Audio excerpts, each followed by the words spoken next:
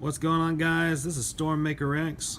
I know it's been a while since I've done any kind of video or updates, but life came at me like a raging bull and it came at me pretty hard. However, I was able to dodge the horns and survive, which is very important. So without further ado, this is weapons number 2. So let's get this started. As you remember from weapons number 1, both of these pistols, or weapon props, were in 2 pieces each because of the 3D printing, but today they are now in 1 piece. That's right.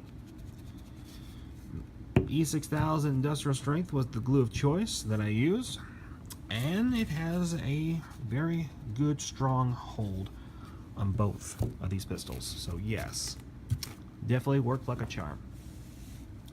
Now, the thing with E6000 Industrial Strength, it takes time to dry, of course, and it also depends as far as how the length of time that you give it.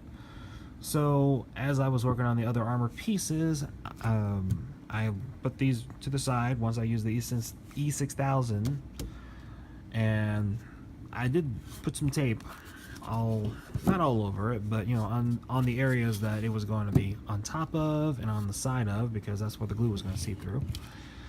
The only problem with that is that as the glue dried, it seeped through the tape and it created a nice little like smeared look right here. So after some time, I peeled the tape off and used some alcohol on the areas that were affected, and then used some sandpaper to get it up. So now it's been smoothed out. So oh yeah. Now, the one thing I'm going to go ahead and show real quick, and this is something just to prove that E6000 will work for this. You can probably see right here, there is a nice little line. I hope you can see it right here. And I'm going to go ahead and be big about it. That was unfortunately created by me. After I got done smoothing everything out, I kind of wanted to get the feel of it. So I was holding it and grasping it and doing all kinds of different things. And like anything else, I started spinning it around, doing that, like cowboy style, like gun spin and everything, that gunslinging, action. The only problem is that, well, because of how light it is, it, came out of my hand. And yeah, this is the one pistol that was actually in 3 pieces, for lack of better wording. So, but I used some E6000, really got on the inside and made sure it really absorbed in there, and now they are 1 piece again. So if you guys look into any kind of weapon props that was 3D printed, take my advice, treat it like an egg until you get everything together and harden it. So yeah, but anyway, now let's get on to some other stuff. As you can see right here, there used to be some leftover 3D printing material that was covering the trigger hole, but I was able to punch it through on both sets and was able to smooth out all around the inside of it, as you can see right here. Was able to use a Dremel tool, my little rotary sanding tool, and was able to get all in there. The only thing is, there were some areas I could not get in with it, so I had to exchange out the sandpaper rotary out for the manicure rotary. Little something to throw out there. I know technically it's not the suggested primary tool of choice to use for something of this caliber, but it worked out very well as a substitute. So whatever works, I say go with it. At least there wasn't any adverse effects. So anyway, did the same thing right here, and on these ends too. Again, I could not get in there with the sandpaper rotary, so I switched, changed it out and put the manicure one, and it works very well. Now these have been expanded a little bit, only because that manicure rotary could not get in there. So, far as without actually trimming it a little bit. But that's okay, because once I start moving on to the next phase, it's going to fill a little bit. So, but yeah, that worked out very well and smoothed it out. Now, the next step in working with this, you know, that way it can start looking like a real blaster from Star Wars. As you can see, the one problem with any kind of 3D printing weapon prop of any sort is that they leave all these nice little layered lines, and that's because the machine's working its magic and, you know, spreading the material everywhere, creating the 3D image, you know, turning it into a reality. And like I said, the only problem is that it leaves all of this.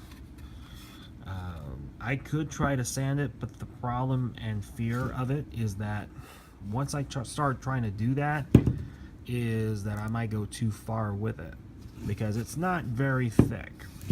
You know, it is thin in layer and everything, so you got to be careful with that. And I definitely don't want to push my luck or limit on that. So with that being said, I know I've seen some suggestions on the internet, especially with the people that work on this stuff all the time. They say they just move on to priming and painting. Personally, if it was light enough to break, like in this situation right here, then it could easily do that after priming and painting. So I'm going to go ahead and give it a hardened layer shell before doing that, and I'm going to use this stuff. Bondo body filler. Oh yeah, this is the exact same stuff that they use to make the Mandalorian helmets, pretty much just out of scratch. You know what they do, they make the cardboard pieces they want to put in place, and then they form it into the helmet shell, and then they use this stuff on top of it. Well, first they use the resin glass variety first, and then they put this stuff on top of it. But yeah, you get the idea. This is the exact same company that makes that special putty that I have been using this whole time, and it works wonders, especially when filling in cracks and holes. Definitely worked out very well for the helmet and on other pieces of the armor that I've been working on for a while now. And in this case, we're going to use their body filler variety to spread throughout all this and give it a nice hardened shell. So therefore, when I start holding it, and even if I drop it by accident, the chances of it breaking is going to be reduced. So yeah, definitely something to want to look into and definitely want to do. It'll definitely smooth all this out. The one big thing I'm going to throw out there real quick, when doing this part of the process, and they have seriously pushed the note on this one, you know, as far as anyone using this stuff, do not use it very thick, because one thing, you know, it has lots of adverse effects and problems. It may not dry right. It may also crack. It may cause other problems. So yes, definitely got to be careful as far as, you know, applying it. Make sure you do it thin. And in this case, I'm gonna have to do it thin anyway, because I don't want to lose any of the nice features that are on this gun already. You know, like the edges right here, and that make the pistol stand out as a different kind of blaster. So yeah, definitely something to do. Anyway, after I do the body filler, I'll show what it looks like, and then I can go ahead and start priming it and painting it afterwards. Unlike that, the rest of the armor, which I had placed the silver on it and everything like that, we may do something, you know, a little different, not too bad, to give it the different effects. But yeah, that's pretty much what's going on. So I'm gonna go ahead and get started on that. If you like the videos I've been doing so far and would like to, you know, keep up with them and all, what I would do is, first off, I definitely hit the like button. Second, I would definitely leave a comment. I will, once the comment goes through and everything and hits the web page, I will definitely check it out, answer any questions. Definitely would like to go ahead and, you know, talk with you guys. Also, definitely hit the subscribe button, because this will not be the only kind of video I'll be doing. I'll be doing other pieces, and we'll definitely be doing another one soon, especially on the gauntlets. But anyway, with all that being said, hope you guys enjoyed the video, and thanks for watching. Y'all have a good night.